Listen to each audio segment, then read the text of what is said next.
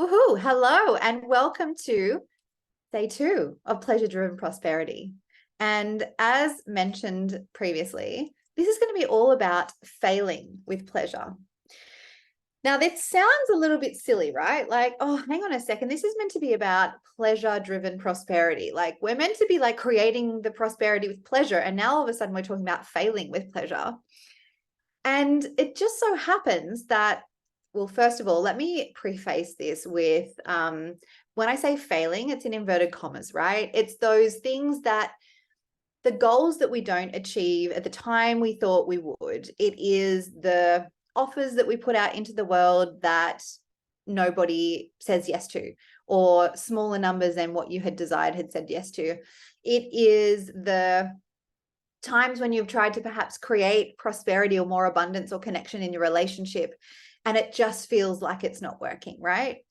It's like the not working part. And I thought it was really important to spend ultimately like 50% of this container on really talking about how we can like fail with pleasure. Because I'm trying to think of the person who quote, it was a quote, something along the lines of like, successful people fail fast. And I want to add to that, like with pleasure, right? Because the more that you can fail, okay, I'm going to stop doing like the inverted commas. You know what I'm saying here, right? But the more that we can put ourselves out there, take risks, take action, the more we create opportunity for perhaps things to not work out the way we want them to, right? Or perhaps we're creating more opportunity for the, metaphorical fail. And so what happens there is we get to learn from that. We get to work out what's working, what's not, what I could have done better, what I could replicate next time, maybe even do market research, like whatever it might be. And so failing fast means like working out what's not working and like getting to that point now. And I really like this about, this is what I see as an advantage in motherhood as well. Like when you are already quite close to capacity, just from looking after your little people, you know quite quickly what is not aligned for you. You'll know, like I started years ago running women's circles, and it would be once a month, like 3 hours. And I knew that by the end of that day, like after the circle, the whole rest of that day and the whole day the next day, I was really wiped, and like I am aware that we can create our capacity to hold more. Absolutely. But for me at that point in time, I had a 2-year-old and a newborn, and I was like, oh gosh, no, this isn't actually right for me. And so it gives us the opportunity to, fail fast, to know what's not working. And I say do it with pleasure, because we don't want to suffer twice. Like if we're already feeling like this sense of suffering for not having achieved the thing or not creating the thing or not reaching that goal that we wanted to, like absolutely there's that element of like, oh God, like it really sucks and it feels disappointing, perhaps frustrating, all the feels, right? And then we don't want to add a second layer of suffering on top of that, making it mean that we suck, that we don't know what we're doing, that we're missing something, that we're getting it wrong, that look, all these other people are obviously know what they're doing. Like, why can't I, start comparing with other people? So we don't want to go there, right? I mean, there is absolutely value in the sense of like feeling those feelings. I'm going to talk about that later. What I'm saying is like, we don't have to suffer twice. Like we don't have to then layer on the meanings of why we're wrong, why we're not enough, whatever it is that's coming up for you when you're not achieving those goals or creating that prosperity that you desired in the certain time frame that you've decided, right? And that's another piece as well. Like, something that's helped me actually like fail with pleasure is realize that, hang on a second, I didn't reach the goal at this particular time in this particular time frame. It just means that I guessed the wrong time frame, right? It's like, oh, I just plucked it out of my butt. I plucked this timeline out of thin air. It was just based on desire. And now, instead of berating myself about, oh, I haven't gotten there and, oh, there's something wrong with me and like it didn't work and, whatever, it's like, oh, I guessed wrong, I'll definitely be diving into a lot of mindset stuff today as well around how we can, really change our perspectives around failing. So yeah, I believe it's really important for us to fail fast, and fail with pleasure, because what happens then if we can fail with pleasure? And what I mean by that is, reaching those points where we don't achieve what we want to achieve in perhaps a certain time frame, or something doesn't pan out the way we want, being able to actually feel into some pleasure, some gratitude, some experience of enjoyment around that. And yes, it probably does sound a little bit unhinged and sadistic to be like, oh, how can I enjoy failing? But the thing is, if we can, and this is a practice, I don't think, even though I've been practicing it for so long, I don't think we'll get to a point where it's 100% I'm not affected at all by failing. But what I'm saying is, it's a practice. And the more you can, see your failures as something to putting that optimal angle on it, that really beautiful spin, and seeing being able to actually be thankful for it, enjoy it, feel pleasure in your body, being oh, we're getting somewhere. If you can do that and be in that practice, you're absolutely unstoppable. Absolutely unstoppable. Your success is completely inevitable, right? You know why? Because you're not going to quit. Yeah. And I'm talking about both the big quits and the little quits. The big quits are the ones where you're seriously, I'm done. I'm going to go get a job working whatever hours where I get a regular paycheck. And that's what I'm going to do. I'm done. I'm going to pop it even on the shelf. And that's the big quits, right? That's probably the ones that we're more familiar with. The little quits also count. The little quits. The little quits are the ones where you decide you want to offer something out to the world. You put it out there, you desire to share it, and it feels exciting, and it's out in the world for 24, 48 hours, and there's crickets, and you've decided, oh, there's crickets, so no one wants it. And then you drop your desire and you decide, no, I'm not going to run this anymore. I'm not going to do this thing. I'm not going to offer it. I'm feeling really embarrassed. I'm just going to quietly put this away and hope that no one noticed and everyone forgets about it. And I'm not going to run the thing that I said I will run. So these are also the little quits.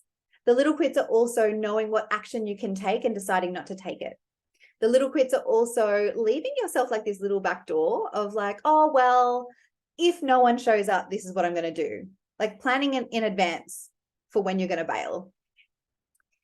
What did I want to speak to you there? Big quits, little quits. I'm sure it will come back to me. So yeah. Oh, that's what I was going to say. There is also when I was talking about those little quits where you are, dropping your desire. I have this desire, and then you think, oh, it's not working. I'm just going to drop it and pretend it never happened and hope that no one's heard me say that.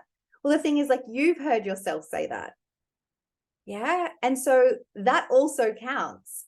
And so when we are dropping our desires, or kind of just bailing or chopping and changing whenever something doesn't quite work out the way we want, they're also the little quits as well.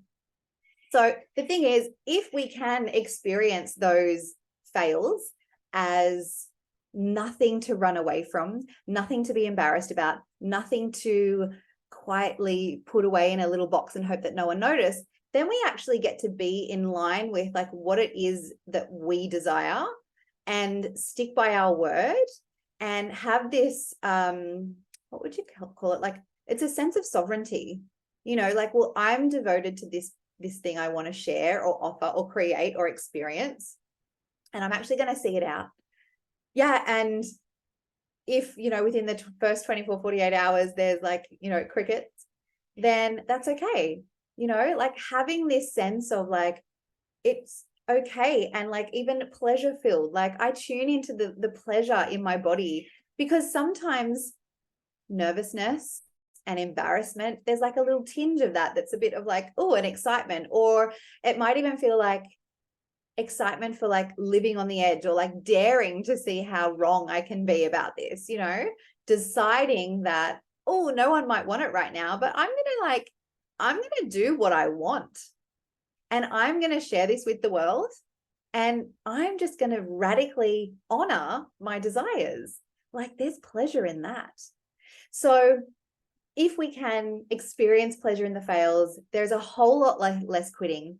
It means that we can have a soothed nervous system, which means we can make better decisions. We can take calculated risks. And actually, that's something with pleasure. Like when you can be in experience of pleasure regularly, you're more likely to be able to have the confidence to take calculated risks, to take action. And like when I say calculated risks, I'm not just talking about like making big investments or anything. I'm talking about like a calculated risk could be like, oh, it feels like a risk for me when I was, writing my book, or like even now, let's talk about my offer that I've created right now for you guys in here. It feels like a risk to offer 2 offerings at once.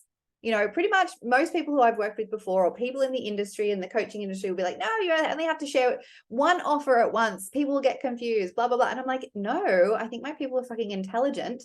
And I desire to fill the 2 one-on-one spaces I have for that 6 months where I get to meet with those people weekly. And also I desire to fill the other 3 spots from this other package that I've created. So that for me, if I'm not in a state of pleasure, if I'm not feeling good about myself, if I'm not enjoying my life and my work, I'm going to come from a place of like, oh, this is like, is this a bad thing to do? Is this like, I'm going to have a hard time with that decision. But when you're in a state of pleasure, you're like confident. You're enjoying yourself. You've got that soothed nervous system to make the calculated risk of like, oh, okay, well, can I offer 2? And can they both work? Absolutely. Yeah. So for me, it's like it's 2 pieces here, because it's like we get to enjoy it. We get to really prioritize our pleasure. And that is going to improve the way we experience our failures and like bring it back. It's actually going to set us up for making really good decisions. It's going to set us up for having a level of conviction and a sense of, I want to say, like sturdiness, like, yourself, if your cup is empty, everything seems fucking overwhelming, right? Everything seems like unachievable. And then it's really easy for some of those thoughts to pop into our head, like, oh, I'm not coping, or like, this is never going to work, or like, why am I expecting to make this happen? Right? Like, that's when we kind of become less resilient and more open to that negative self-talk and those thoughts that our brain offers us to try and keep us safe. Yeah. Because that's the other part of failing. Our body, it feels so uncomfortable in our body because our body and our limbic brain, that like survival part of our brain, is like, why on earth are you doing all of this, like this new thing? Like, why are you creating this new offer, Regan? Like, your one-on-one offer has been selling so well, like it works so well. Why are you now creating this new one too? Like, just stick with this. This is already working. This other one is unfamiliar.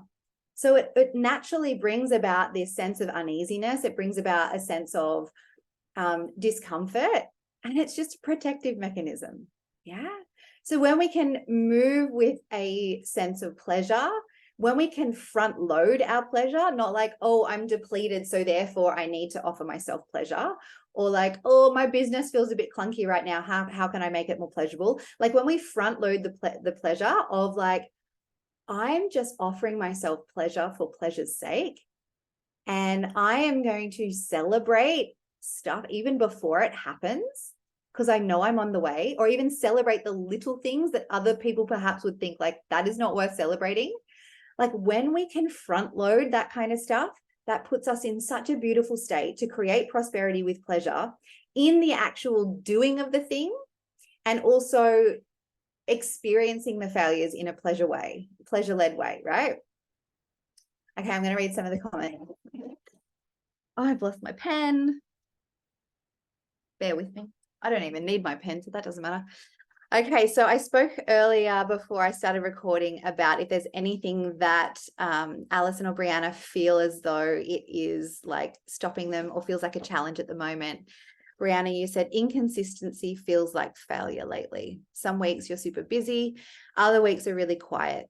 It can feel like a failure at times because prosperity is inconsistent. And I guess it feels pleasurable when things are flowing. But when that stops, it feels like failure. Yeah. Okay. So I'm going to speak to what I would do about that in a little while. And Sasha says, oh, little quits, right? Hey, I'm going to share with you a story about quitting, because yesterday we spoke about choosing your choice. And Sasha's also saying inconsistency is relevant to you right now, Sasha, as well. Yeah. So perhaps let's just talk about this now then. What if, like, okay, we have probably been, I won't say probably, like we all know this, we've been conditioned to believe that consistency means success, right? Like if it's inconsistent, oh, you're going backwards. Two things here. I don't see inconsistency as a bad thing. For me, I might have a month that's a 5K month and another month that's a 15K month. And say the 5K month comes after the 15K month, I'm not like, oh God, I'm going backwards. What I decide instead is that all of my successes are stacking. Like these are all successes. So like I'm going to stack that 15K month and then the 5K goes on top of it. You know, it's the same as if I run like an experience. I think there's probably like half the amount of people in here than what there was when I ran like the Motherload, a free experience I ran a few months ago. And so I'm not going to decide that, oh, like I should be growing consistently. I'm going to decide that like, oh, all of these beautiful people that are now coming into my world are now joining. It's like a collective cultivation of, accumulation of like all these great people I get to have in my world right now. Yeah. So it's not like, oh, I've gone backwards because this is half the amount of people. Like I see it as all stacking. And the other piece I want to speak to here, which Sasha, I know we spoke about recently in our container together, is the difference between an exponential and an incremental growth path. Okay. So we have been conditioned to believe, again, that we need to be consistent and also our results need to be consistent. And also that our growth needs to be consistent. It needs to be like incremental. So, you know, like an incremental graph, like let's say like it's a 45-degree angle, right? Straight up, which, you know, if you are, and I'm going to guess that pretty much everyone listening to this is not on an incremental growth path. You are in a container talking about pleasure-driven prosperity, right? That's not for most people.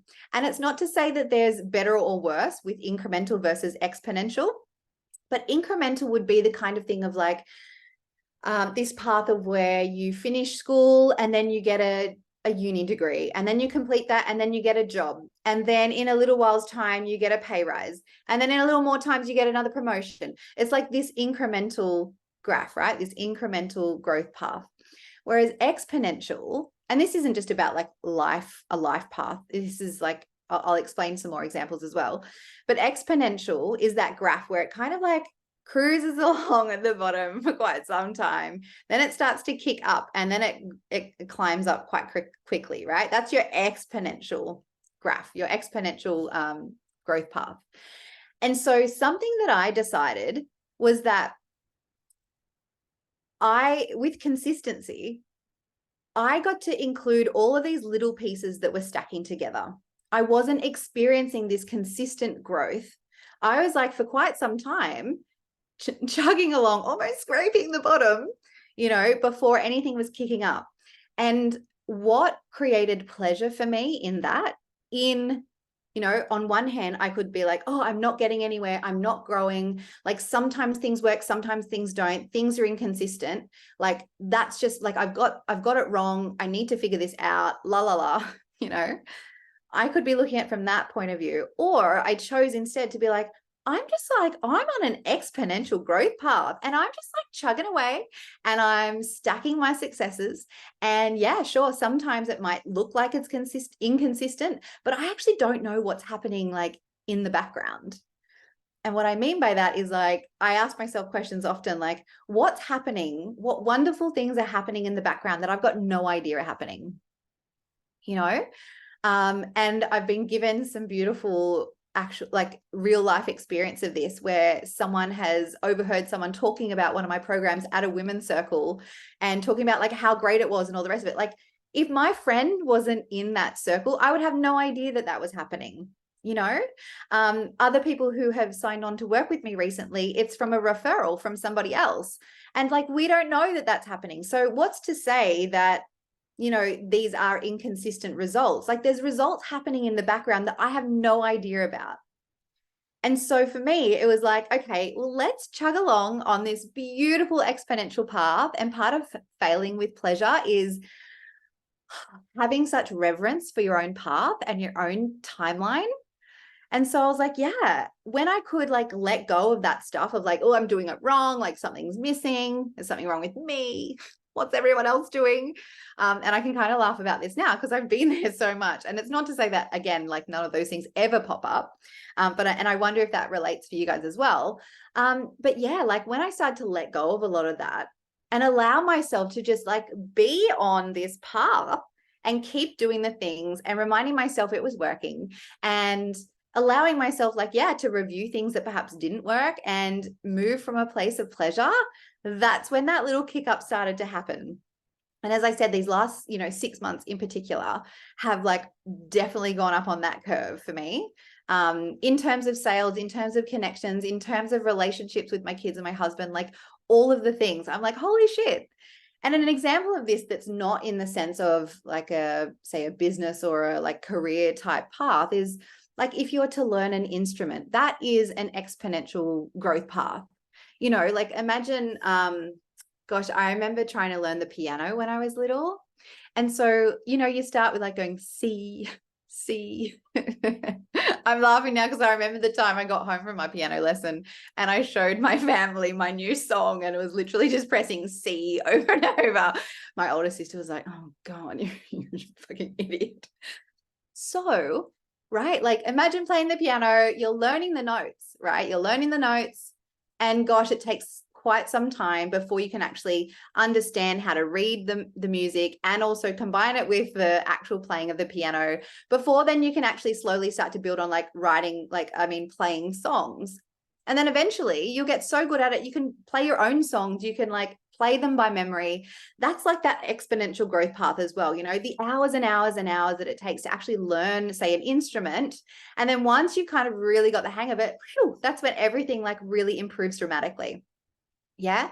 And so maybe you don't resonate with the exponential versus incremental, but maybe it's just for you being like, this is my path and it's going to swing up at some point. And I'm absolutely putting in what I need to put in and what I desire to put in, and know that I'm not losing. I'm not going backwards. Yeah. It's all working for me. All right. I feel like that was a tangent, but I feel like it was exactly what I wanted to share. All right. So we've spoken. Okay. This is definitely one that I want to speak to. Let me just check in here. All right. Something that has really helped me to fail with pleasure is to do it in a way. Let me start that again. It is to not look around at what everyone else is doing. It is to have my one focus and to focus on myself. Like, I'm not sure if you guys know, I don't follow anyone on Instagram anymore. I think it's been about a year now. I still am in connection with people, and sometimes I'll think of someone, I'll be like, oh, I'm going to go check them out. Or I might have my handful of like people whose stories I like to watch, and I go and check out what my clients are up to and things like that. But yeah, I do not check out usually what other people are doing. In doing that, I'm like getting distracted from my focus. I'm getting distracted from my why, and I'm looking out to other people. And let's remind ourselves, like in looking out to other people, yeah, of course you can do that for inspiration. I'm not saying it's wrong or anything, but you'll get their highlights most of the time, right? And it's so interesting because I've worked with people before where in my mind, I have thought like, oh my God, they're absolutely killing it. They're doing this, that, and whatever. Like, oh, wow. And then we've had such beautiful conversations as peers. And I'm like, oh, it's actually not at all what I thought it was, So perception can be really interesting. And we when we're out looking at what other people are doing, whether that be like, oh, like kind of gauging our success against theirs, or trying to, and we do this as humans, right? Like we're trying to quantify, and it's almost like a ranking type thing. We're trying to create this hierarchy. We do it all the time, whether it's, you know, us with other people, or perhaps with our kids, or in numbers in general. Think about probably some of the kind of posts that you might be interested in. It's like the top 5 things to X, Y, and Z. It's like, oh, good. Like we want to quantify things, right? And so what helped me to fail with pleasure was not to compare it with what other people's successes, or my perceived idea of other people's successes. And with that, like having a focus, and I shared this in a post I published yesterday on Instagram. Like one of the things, I think it was like 5 ways to, if like things I would do if I didn't want to create prosperity with pleasure. And one of the things was like, well, I wouldn't have one focus and I'd be focusing what everyone else is doing. So in having one focus, and I spoke to this a little bit earlier, like in having that desire and not dropping that desire the first moment that like it feels like it's not been warmly received, or the first time it doesn't work out so well, like having that one focus and sticking with that for some time. Absolutely, like noticing if it's not in alignment anymore, obviously not, you know, as I shared that example with me running women's circles in that season, that wasn't aligned for me anymore. But knowing like, what is my one focus? Yeah. And sticking with that. And what happens then? So imagine you've got your one focus versus, oh, I'm just going to like share whatever I like, and I'm going to offer anything that pops into my head. And, you know, then it's like, it's opening up this huge, like there's no containment there. There's no energetic containment. So what happens then? So the containment is the masculine structure, right? It's very masculine energy, right? We need that. It's like we need the masculine containers of a riverbank in order for the river to flow, right? Otherwise, you're going to end up with like swampland. So if we want to be flowing and moving, right? We all want to do things that feels like it's in flow, and we want to create this beautiful momentum, right? We need to have those masculine structures. There's a big truck going past my house right now, so we'll wait for that to go. We need to have these masculine structures. It creates energetic containment. What that means is we are not then, like where our energy is contained, we're not leaking all of our energy and our attention. Yeah. So if we didn't create that one focus, it's opening up this, it's like there's a huge container with no lid on it. And that's where the feminine has this like creative chaos, yeah, where it feels like, oh, I've got permission to like explore and create whatever I want, but it can get to the point where it feels like very overwhelming, and it does feel like chaos. It's like, holy shit, like I'm not anchored to anything. And so when we can have one focus, it's like we are like in a pool with our lane ropes, and we've got that one focus at the end of the lane, and that's where we're swimming to. It's kind of like you don't even need to know like which way to go next, because you kind of pop up and you're like, oh, well, there's the lane ropes. That's where I'm going. Easy. Versus being out in the middle of the ocean, treading water, and trying to just like look around like and find what other people are doing. Where are other people going? Like, where do I swim from here? I could go over to this direction or that. Like, you know, that is overwhelming at best and scary at worst, right? Again, that was something I shared in that post yesterday. I might even pop the link to that in the Voxer group if you guys want to check it out. It's probably one to save to remind you for these things. So yeah, in failing with pleasure, it felt so much better to have that one focus, to have my energy contained. And sometimes, you know, not sometimes, that does take discipline. There's also pleasure in discipline, because when we can be disciplined, like for me, right now, I'm talking about pleasure-driven prosperity, right? And I know that I've got a really cool project coming up with my book. So part of me that's excited wants to start talking about the book as well, right? But no, I have to be disciplined right now because this is my focus right now.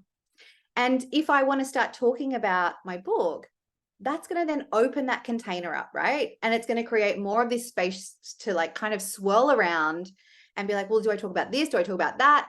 Like, it's not great for my community because people are a bit confused about what we're talking about, and it takes away the potency. So it has really helped me to ensure that I just had one focus. Now, I love variety. Don't get me wrong. I love variety. And I can also create variety within that one container. You know, chances are, if I didn't have the one focus for this live free experience, if I was doing a whole bunch of other things as well, I wouldn't have the energy to run like a 2-week Voxer group, a 1-week container, an opening call, 3 calls, plus coaching the whole way through. Yeah. Mind you, remember, like I spoke to this yesterday, the week I had last week was so full with mum life, seeing my clients, and there wasn't much space for much else. So I had that really full week, and I can still show up because I have this energetic containment. And so there is my variety. It's not about like, chances are, if it was an open container, if I was like letting myself be drained of energy, I'd probably be like, I'm just going to run one masterclass, you know, whereas instead I've got this variety of like having these beautiful conversations in Voxer. I've got the opportunity for these couple of training sessions. Then tomorrow there's more variety where I actually get to do one of my favorite things and sit and hot coach with everyone. Hot coach. Hot coach. Oh, I'm sorry. I just make myself laugh sometimes. You know, hot seat coaching, where you get to jump in and be like, this is what's happening for me in my world right now. Help. You know, that's one of my favorite things to do. So there's the variety as well. So I would invite you to have one focus, to have the discipline to not allow yourself to drop your desire the moment it doesn't seem like it's working. Yeah. And yeah, keep your focus in on yourself. If you're someone who does get inspiration from other people, well, give yourself a really conscious like time frame to do that. Yeah. And notice if you are like comparing. Yeah. I mean, it's not to say that like, oh, this person is doing this idea. Like, I know there's a lot of people who've said to me recently, like, I love how you're doing the free Voxer group coaching alongside your free experience. And I know 2 people have already got it planned for their next free experience. And I don't care. I'm like, good. I hope that that feels really good for you. You know, so yes, it's like nice to get some of that inspiration from others, but know where it is you're going, what it is you want to create, and focus on that. Now, I just spoke to a piece there of like, how we can drop our desire when it looks like it's not working. And I thought about this yesterday. I went for a massage after our call. I had decided it was time to celebrate this free experience. And yeah, it sounds interesting. And maybe this is the time to talk about celebration. It sounds really interesting because it would seem like the rational or the realistic thing to only celebrate when you've achieved what it is you want to achieve, right? And yet we can also then practice things like disappointment, or giving ourselves a plan B, or thinking like, okay, well, I'm going to sit in this like energy of like, if no one shows up, this is what I'll do. You know, we allow ourselves to have those emotions, those feelings, those thoughts, those experiences before the thing hasn't not worked out, you know? So why not celebrate before it's worked out, you know, and decide that it's going to work out. Yeah, maybe it's not right on my time frame. I would love to sell those 2 one-on-ones and the other 3 Voxer coaching packages by the time we finish Pleasure Driven Prosperity. I would love to do that by the end of this year, you know? And so maybe that'll happen, maybe it won't. But I'm still going to celebrate that I came here with this experience to offer you guys. And even though it's not finished yet, I still feel like it's worth celebrating. So that was a detour, but I went and had a massage yesterday. And I thought, oh gosh, it's so funny because after you have a massage, you're like, oh my God, I feel so good. And then you look in the mirror and your face is all like creased and crinkled and your makeup's kind of everywhere and your hair's like all oily. And it's like, ugh, like this doesn't look good. This doesn't look like how I feel. It doesn't look like it's like, if it was from an aesthetic point of view, the massage didn't work, right? But yet like my insides, my muscles, like, oh, my whole body is now more relaxed. And we can trip ourselves up as well, like when it is creating what it is we desire. And in this conversation, it's around the prosperity that we desire in whatever area of your life, or all of them. we can assume that because it doesn't look like it's there right now, that it's not working. Yeah. And again, like talking about failing, if we are telling ourselves this is not working, what happens then? And like, or some version of that, right? It's not working. I've got it wrong. I don't know what I'm doing. I'm not enough. I need to go and do another certification or whatever it might be. Like if we're telling ourselves those things, or if our brain is offering us those thoughts and we're choosing to believe them, what happens from there is we're certainly not motivated. We're not excited to go again. We're not inspired to keep offering the thing or to create the new thing or to keep going for what it is we desire. We end up with this like period of like, I suck, to wrap it up, like I suck. And so the thoughts are really, really important. This is what I spoke to in the opening call, those kind of two pieces, like the really two pieces that can like stitch us up from not creating pleasure-driven prosperity. One is believing the thought and the other one is avoiding the feeling. So I'll speak to now like believing the thought, which is, that's an annoying noise. I had the window open, it's raining outside, it's so beautiful. So the thought that, okay, so believing the thought, right? We're always going to get these thoughts into our head. Mind you, the more you practice, like the more helpful thought, like calling in a more helpful thought and choosing to believe that one, the more you practice that, the more it becomes your default programming. Like it's neurologically wiring your brain to select the yummier fruit, right?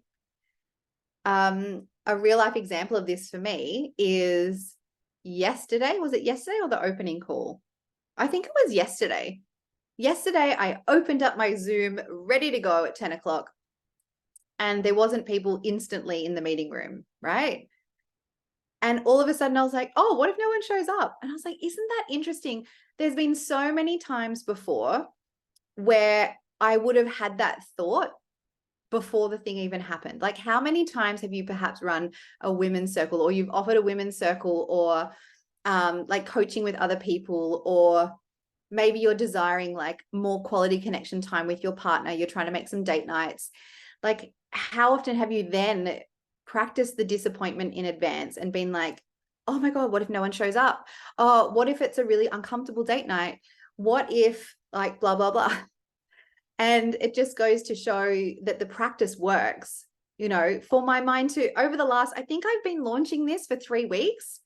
And in that entire time, I didn't once think, what if no one shows up? Yeah.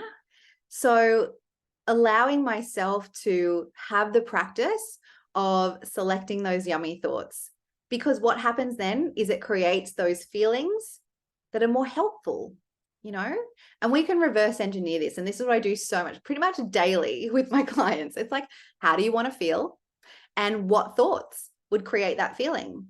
You know, if you want to feel confident in approaching your partner about creating more prosperity and abundance in your relationship, or if you want to have the confidence to create what it is, say in your business, you know, fill in the blank. If you want to have some confidence to move with something, move forward and create what you desire, then the thought of like, it's never going to work isn't going to create the confidence. So think about what would. So again, maybe if it is in your relationship and you want to have the confidence to broach your partner about, hey, maybe we could have some regular date nights, or we could have some regular snuggles on the lounge, or whatever it might be. If you want to have the confidence to have that conversation, consider what thoughts would lead to that sense of confidence. And it might be like, oh, he wants it too, or she wants it too. They want it too, you know? The thought of like, this is going to be the best thing for us, or like, oh my gosh, we're just about to have our second wind in our relationship, right? This is going to lead to our second honeymoon phase, right? Yeah. So thinking the thoughts, like cherry picking the thoughts that are going to lead to the feeling you desire. Now, I know I shared that this week was all about like the what I've done, not so much the how, but I'm happy to share that how with you. It's huge. And as I said, it is a lot of what I work with my clients with. And the funny thing is, and this is why I love having mentors, because you'll have these thoughts that you believe them to be true, and you don't have that separation from your own mind to realize that they're just thoughts, right? Because you're like, no, that's the truth. And when you've got someone to work with, they can be like me, I have a completely like different perspective than you do. And I have no fear for you. I don't feel the nervousness, the embarrassment, the humiliation, the shame that might come up for you when you want to create what you desire. And so I'm able to ask those questions of like, is that true? Really? Is that the thought? Is that the thought that's going to create what you desire? It's like, could we think something else? And then we can also go down a process of like how we can actually really get behind that thought or that new belief. Okay, so it was about something that's really going to stop us from failing with pleasure is actually believing those thoughts. So number 2, the other piece was like being with the discomfort, like avoiding the feelings that we could possibly move through in order to create what it is on the other side that we desire. So this might sound a little bit, I don't know, counterintuitive or something, because we're talking about like failing with pleasure, and then uncomfortable feelings, like experiencing uncomfortable feelings probably doesn't sound all that pleasurable. But we experience in a way that it is neutral, so that we can notice that these are just some bodily sensations. So I'm going to give you a little bit more context around what I'm talking about, because if you weren't here for, I think, the opening call and then another conversation in Voxer, you might need a little bit more conversation for context for this, which is what I'm saying here is typically one of the only things that can stop us from getting to what it is that we desire to have, achieve, create, experience is a feeling. And oftentimes, as I shared just before, that feeling might be something along the lines of embarrassment or shame or nervousness or like cringe or like a what will they think, like this fear of judgment. And so that feeling in our body that starts to arise, our body then goes, no thanks. Our subconscious is like, shut it down. You're safe here. Don't do that. And so then we don't then progress to the action that we could take that could potentially create the result we desire. And so this is then where we get stuck in the same place. We're going to go around in circles. We're going to think like, oh, okay, I'm not doing that. I'll just do something else. Or like, and we waste our time. We waste our time thinking the same thoughts, believing the same thoughts, avoiding the feeling. And so what we can do is we just tap into what is that feeling, like on a somatic sense, like what are the somatic sensations? What are the sensations that we can feel in our body? Because so often we can miss out on the pleasure of what's on the other side of accomplishing the thing, of achieving, of like creating the results that we desire, because we're not willing to feel those feelings. So if we use an example of like, I don't know, embarrassment. Maybe you want to be sharing something online, but you feel really embarrassed. And so therefore you're not going to speak to your stories. You're not going to do any lives, which is then going to make it a little bit harder for your community to like know you and like you and trust you. So if you break it down, it's like, okay, so what does embarrassment feels like? Maybe it feels like a tightening of your chest. Maybe it feels like you can notice your breath is shortened. Maybe you get tingly fingers. Maybe I'm trying to tune in. Maybe it feels like your muscles are bunched up a little bit, right? Then noticing like, oh, okay, if that's all it is, am I willing to feel those feelings? And just a reminder here as well, like if this is something that you're thinking about now, like creating certain results by doing certain actions that you've never done before that feel uncomfortable, that feel like embarrassment or nervousness or whatever, just a little reminder that you only do something the first time once. Right? This is something that my mentor, Sarah Plowman, reminded me of recently. Like you only do the first thing once. Like there's only once that you have to do it for the first time. Yeah. And then after that, it gets so much easier because it's no longer the first time. And so what I'm getting at here is it's like, okay, well, that's really fucking simple. And it's really not, it doesn't create that much suffering. And of course, if something feels too big and too unsafe and uncomfortable and you're not ready to go there yet, you obviously have that conscious choice to be like, I'm not ready to feel those feelings in order to get me towards this other thing. And that's where like having a coach or a mentor, okay, well, what could be some other ways that we could do it? Let's brainstorm. Let me share with you what's worked for me. So enabling us to move through some of those feelings. It's like, oh, okay, like it doesn't create that much suffering for me to notice my heart rate going faster, a bit of a tightness in my chest, my breath is short, maybe I have sweaty palms, I get this sense like I want to run away. Like that's just our sympathetic nervous system being activated, right? It's like, oh, I can move through that. That's okay. And then we give ourselves that, we empower ourselves to actually take that conscious step forward, move through that. And I like to do it in a way that is filled with love. And we don't need to get rid of those parts. Like that's welcome here too. So then we can then take the action that leads towards what we want to create, you know? I'm just going to be speaking later on in the Voxer group around, selling a service and creating money. And this is a huge one for those of you who like sense this as well. Like you might want to tune in here because it's like, oh, I want to create this wealth for my family. I want to make a financial income so I don't have to go back to work. I want to be able to have this business where I can like move it around the schedule of my kids or whatever it might be.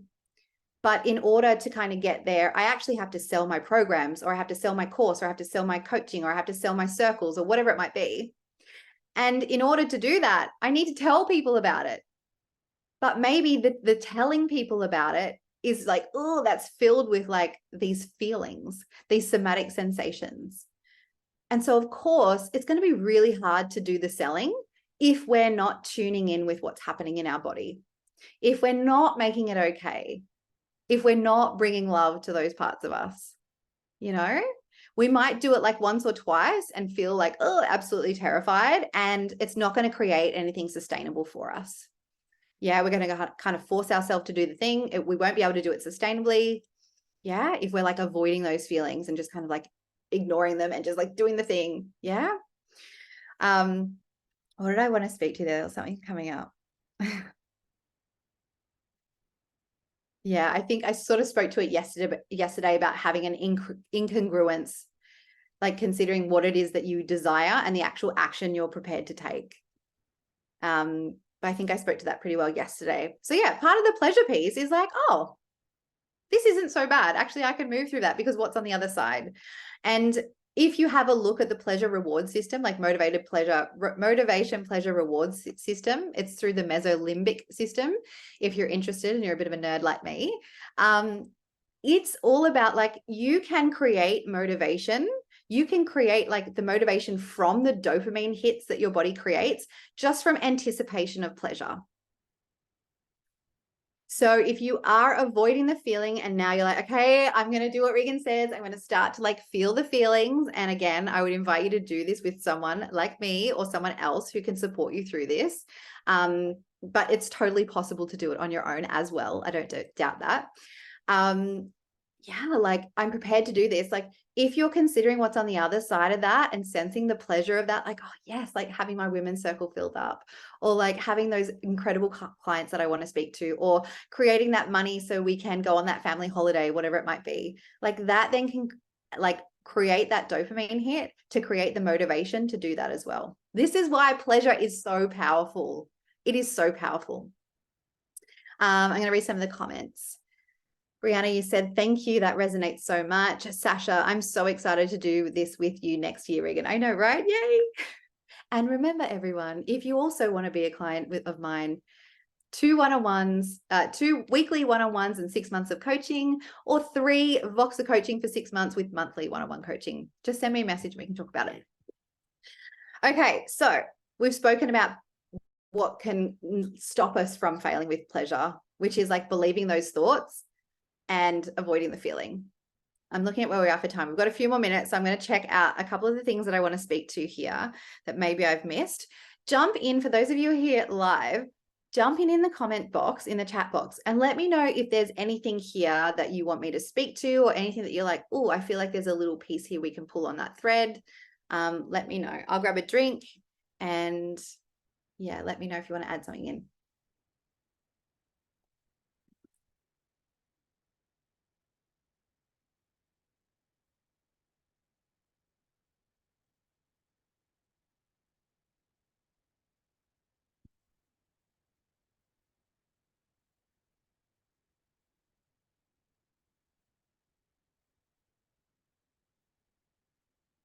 Okay. Okay, so what I might do, all right, did we talk about money as service, or is that tomorrow? I'm going to be speaking to that, Sasha, in the Voxer group. So I might do a little like a bonus kind of audio training in the Voxer group. That'll be our daily drop-in for today. Do let me know, pop in the chat box if there's any particular things that you want to talk about. I have a good probably 10 minutes or so. I could talk about that for quite some time. That has been absolutely pivotal in the prosperity that I've created the end of this year, in particular this year. All right, so it seems like you guys are happy to cruise along. There are a couple of things that I'm going to just quickly mention here in failing with pleasure. Like we've talked about some mindset stuff, we've talked about some feeling type stuff. I want you to explore some of the things that you're choosing to believe. So one of the things that I found was, oh gosh, in failing, like in not creating the thing I wanted to, over a certain amount of time, and I would tell myself like it's wrong or whatever. Sometimes like it was like, well, where do I even go with this? Because I've only got a certain amount of time to create these certain actions, right? To take this action to create the results I desire. And so I reminded myself of something that my beautiful friend Kelly Brown once shared with me. It was a beautiful thought of hers in our container, and I've taken it on for myself. And it is the thought of what I desire finds me. I think we can be so caught up in this, in assuming that we have to create it all, that actually there's nothing outside of us that wants to support us, that, there's no other kind of universal surprises coming our way. Again, like I spoke to earlier today, that like, there's not anything wonderful happening in the background. Like this is one of the things that I love about, sharing my book with the world. I talked about earlier about, not today, but I think yesterday and on the opening call, about like moving through like that vulnerability to actually finish it and publish it. It was like, now I'm like, oh, I just decide that what I desire finds me. I've shared the book with the world. I'm going to assume that perhaps the clients that I would love to work with are currently reading my book. Like, yes, I can't wait to work with this chick, And I mean, like, Sasha, that's how you discovered me, right? A $30 book. And that's not to say you can't put something out in the world and just be like, what I desire finds me, I desire like whatever it is that you desire, like consider what it is. And I invite you to maybe it is this kind of line of like, what I desire finds me, or maybe it's like, one of my mentors, Sarah, she talks to, what's her kind of phrase that's similar to this? It's like, what is meant for me won't miss me. Yeah. Because so often when we feel as though we've failed or something hasn't worked, it's like, oh, well, obviously it's not meant for me. Obviously, like it's not going to work out for me. Obviously, maybe this isn't what I should be doing. Yeah. And so like I want to say the universe, the world, like, give the magic that brings things to us, give it time. And know that like, yeah, I'm going to be the driver of taking action to create the results, and this is like us assuming that we know that this particular action is going to create that result. And oftentimes I've discovered that I'll put in the effort and it leads to the outcome, but not in the path that I thought it would. Does that make sense? Like put in the effort and maybe I don't get like, this experience. I am sharing Pleasure Driven Prosperity as a week-long experience, 2 weeks if you're in Voxer, assuming like, oh, well, this is the perfect way to invite the people in who want to work with me to choose from these 2 options. And so maybe I won't have all of those places filled from everyone who's been here, but I've done the work. Like I've put in this, I've put in the action, and there is still going to be outcome, but maybe it's just not through this avenue, right? I believe that what I desire finds me. Yeah. And gosh, that feels like a it feels like relief sometimes, you know? So if you find yourself in a place where things aren't working, like what again can you have as, you know, a default catchphrase that has you feel that sense of like, oh, it's okay, I'm supported. Maybe it is like I'm always supported. You know, what is meant for me, I won't miss. What I desire finds me. Like find something that brings you that sense of like comfort. Yeah, because comfort is also pleasurable. All right, and one last thing I want to speak to. Oh, okay. So this is a bit of a trip down memory lane. So one of the things, it's a really practical thing that you might want to take away with you for those times when you're like, oh God, it's not working. Again, we're talking about failing, right? Earlier in the year, things weren't working for me, or so I thought. And so what I did was I started to create a list of all of the things that I'd created, and then a list of all of the things I'd helped my clients create. Now, I'm not going to read the whole list to you, but I'm going to read some of them to you. So you kind of get an idea of like, oh, wow, like these are some of the things that I was able to jot down. You might also have some similar experiences with your clients and you can borrow them. But that's your homework for today. Like, I want you to go and consider, like, what are you helping other people create? What have you already done? Like, have it as a reflective activity. Look at what you've already created and what you've helped your clients create if you're in the world of working with clients. So some of these for me, and I'm laughing because I was like, oh my gosh, I was like, wow. Like the first one was one of my clients. She still is, but she's not one of my clients anymore. She is an anthropologist, and I helped her to achieve a $1.5 million grant for her research. Like that's fucking insane, you know? Another thing I've helped her to do is in that period was write her next book. So I think she'd written about like 14 books or something. So this was like her 14th or her 15th book. And she really was able to do it in a way that was so much more pleasurable, and it had the best outcome than all of her other books. You know what I mean? So that was one thing. Even just that alone, I was like, what? And I had, you know, on the mama side of things, it was like this client, she's moved from financial insecurity to a new place with her boys, with a new job, and it gets to all be aligned. So it was just like, oh, wow, like so many pieces fitted in to their place for her. I'll read another two because these might be really helpful for you just to get into that solutions mode, like to make the failing more pleasurable, be like, oh, actually, like I'm where I'm supposed to be. I'm doing the work. One of my clients, I was able to help her sell out her women's circle 4 months in a row and scale to an online circle as well. I was like, shit, that's cool. Talking about money today, one of my clients, she's created 10 times the amount of money from last year, and she's doubled her prices. And it's not just like the doubling the prices, it's like being able to support someone to have the worthiness and the belief in themselves to double their prices because they know that that's what they want to charge, and they can do it in a way that feels like absolute service and doesn't feel terrible. Yeah.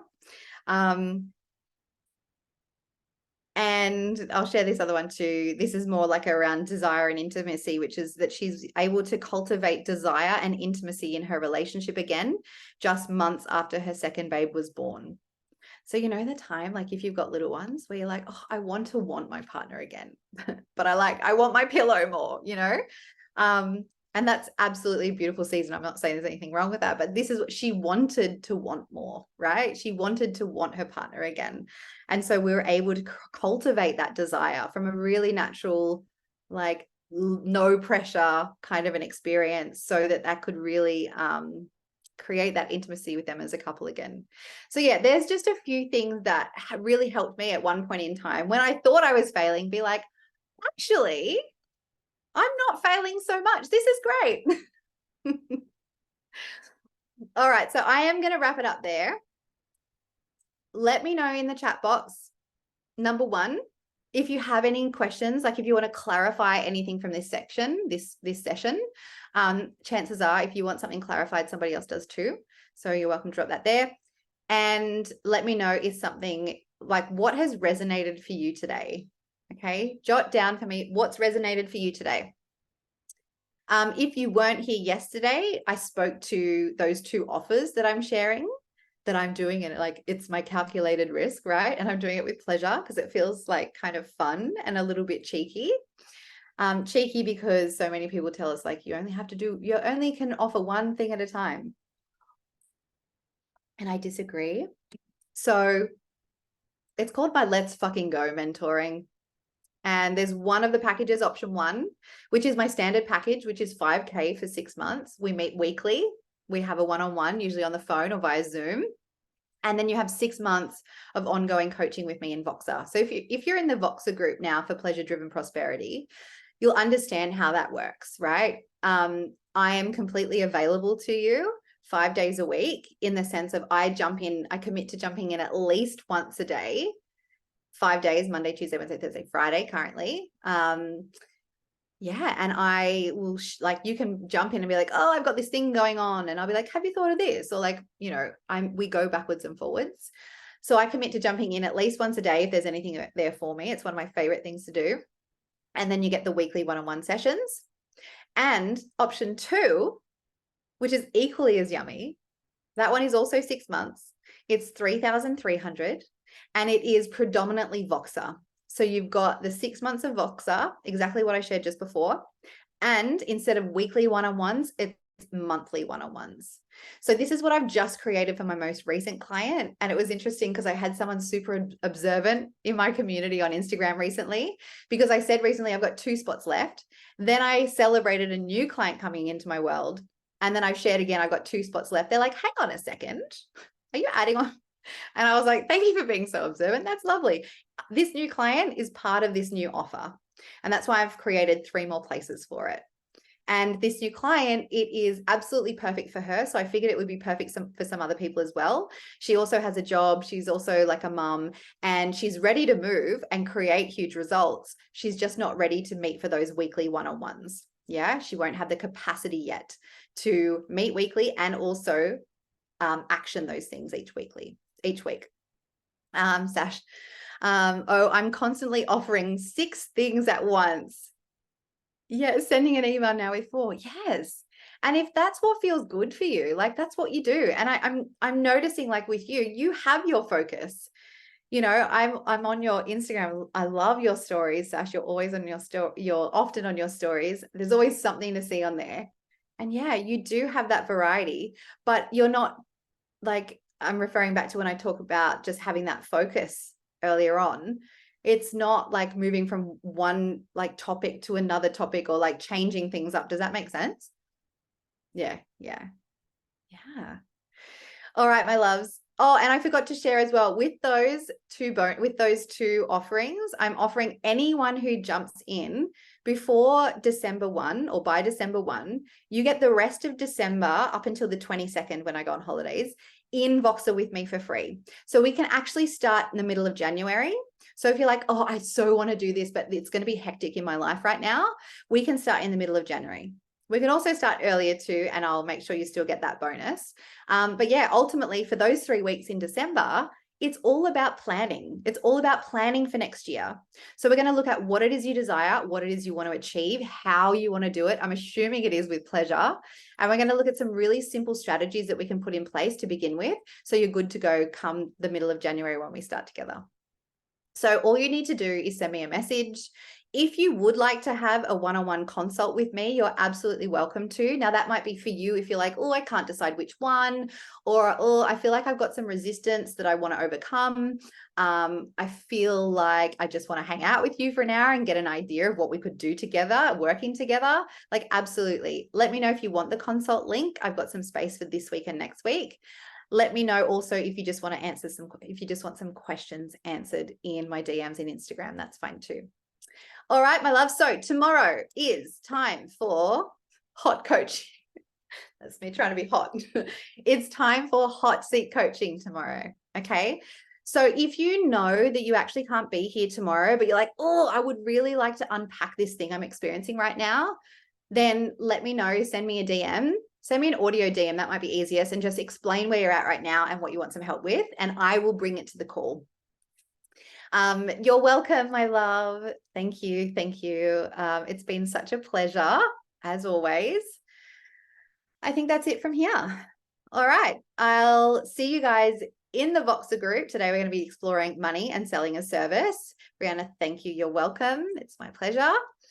And jump into my DMs if you want to talk about one of those mentoring packages, or if you want to have a consult call, that's absolutely most welcome. All right. I'm going to leave it there. Bye for now. Mwah. Bye, everyone. Have a great rest of your day. Bye.